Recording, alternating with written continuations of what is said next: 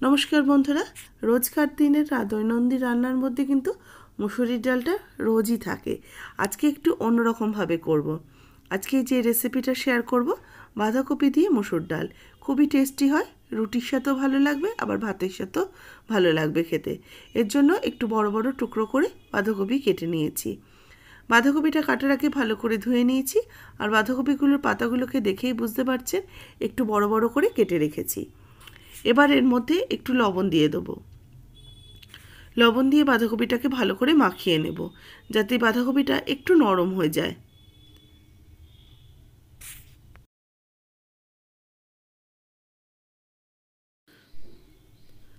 বাঁধাকপিটাকে ভালো করে লবণের সাথে মাখিয়ে নিলাম, তাহলে বাঁধাকপিটা একটু রেখে দিলে একটু নরম হয়ে যাবে। এদিকে দেখুন, মুসুরির ডাল আগে থেকে ভালো করে ধুয়ে আমি জলে ভিজিয়ে রেখেছিলাম 10 মিনিটের জন্য। আবারও জলটা একটু পাল্টে নেব, পাল্টে নিয়ে রেখে দিচ্ছি। এবার কড়াইতে 1 টিস্পুনের মতো তেল দিয়ে দিলাম। তেলটাকে ভালো করে একটু গরম করে নিয়ে এর মধ্যে একটু গোটা জিরে ফোড়ন দিয়ে দিয়েছি। জিরেটা ফোড়ন হয়ে গেলে দিয়ে দেব এর মধ্যে কেটে রাখা বাঁধাকপি।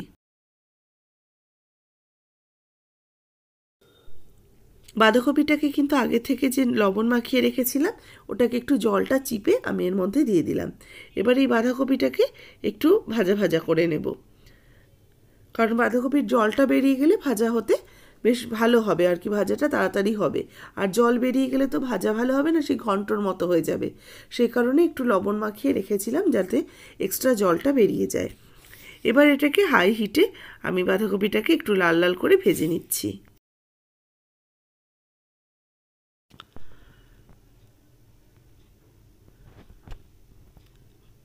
2-1 মিনিট সময় ধরে ভালো করে বাঁধাকপিটাকে হাই হিটে ভেজে নিচ্ছি। দেখুন, বাঁধাকপির পাতাগুলো বেশ নরম হয়ে গেছে আর একটা হালকা বাদামি রং আসতে শুরু করেছে। এবার এই বাঁধাকপিটা আমি নামিয়ে রেখে দেব। কড়াই থেকে নামিয়ে রেখে দিচ্ছি বাঁধাকপি ভাজাটাকে। এবার কড়াইটাকে পরিষ্কার করে আবারও আমি গ্যাস ওভেনে বসিয়ে দিয়ে এর মধ্যে ভিজিয়ে রাখা মুসুরির ডালটা দিয়ে দিলাম। এর মধ্যে এবার দিয়ে দেবো একটু কোচানো পেঁয়াজ, একটু কোচানো টমেটো, দেবো একটা কাঁচা লঙ্কা ফাটিয়ে দিয়ে দিলাম, 1/2 টিস্পুন দিয়ে দেবো হলুদ গুঁড়ো।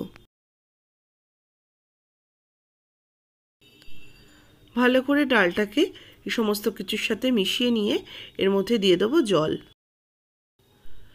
আমি এখানে প্রায় 2 কাপের মতো জল অ্যাড করলাম। এবার ডালটাকে ঢাকা চাপা দিয়ে সেদ্ধ হতে দেব।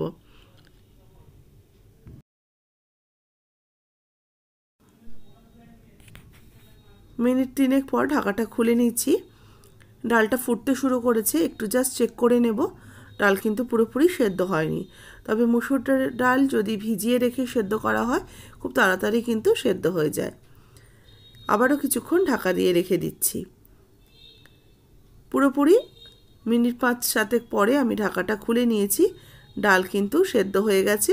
এবার একটা হাতা দিয়ে ডালটাকে একটু চেপে চেপে দিচ্ছি, যাতে ডালটা বেশ একটু ঘন ঘন হয়ে যায়।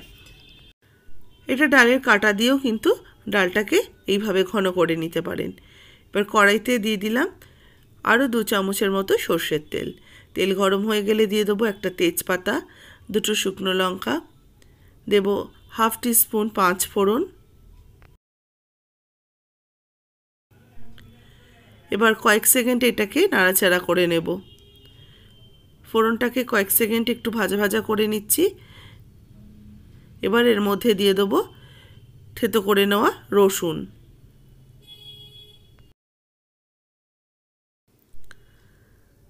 রসুনটা দিয়ে ভালো করে হালকা হাতে নাড়াচাড়া করে নেব।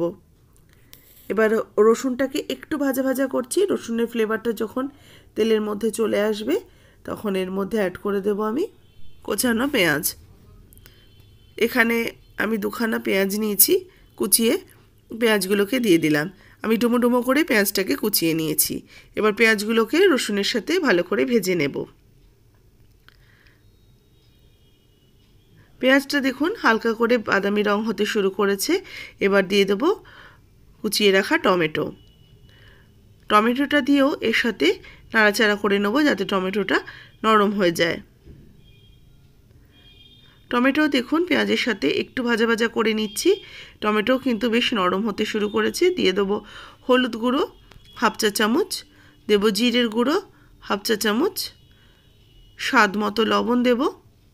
আমি ডাল সেদ্ধ করার সময় কিন্তু লবণ দিইনি, একবারই লবণটা দিলাম, যদি প্রয়োজন হয় আবারও পরে একটু অ্যাড করব।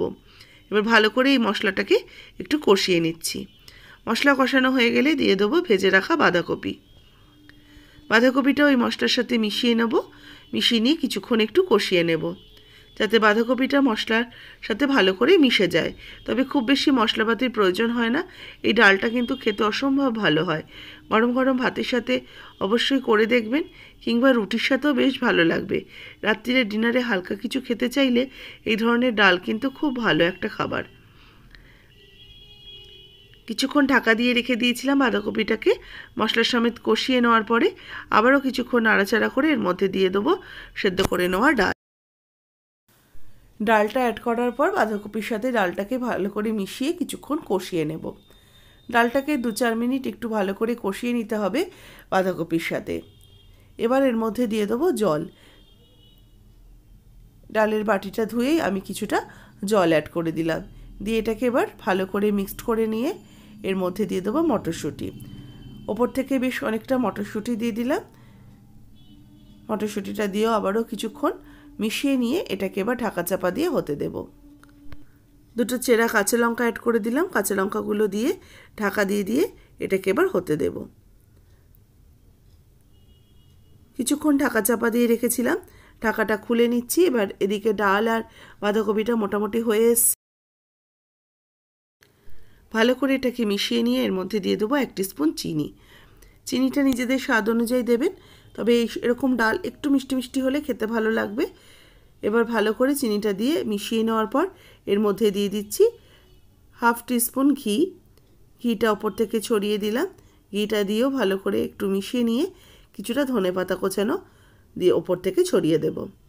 ধনেপাতাটা অপশনাল, ধনেপাতাটা আপনারা নাও দিতে পারেন, তবে ধনেপাতার ফ্লেভার আমার বেশ ভালো লাগে বলে আমি এর মধ্যে একটু অ্যাড করলাম। এবার হালকা করে একটু মিশিয়ে নেব, তবে এই ডালটা কিন্তু খুব পাতলা হবে না, একটু এরকম ঘন থকথকের মতো ডালটা হবে। এবার এটা নামিয়ে সার্ভ করে নেব। তৈরি হয়ে গেছে সুস্বাদু বাঁধাকপির ডাল। অবশ্যই বাড়িতে তৈরি করবেন। ভালো লাগলে লাইক করবেন, শেয়ার করবেন। যারা নতুন দেখছেন আমার চ্যানেলকে সাবস্ক্রাইব করে পাশে থাকা বেল আইকনটা প্রেস করে দেবেন। যারা ফেসবুক পেজ থেকে দেখছেন পেজটাকে অবশ্যই ফলো করতে ভুলবেন না।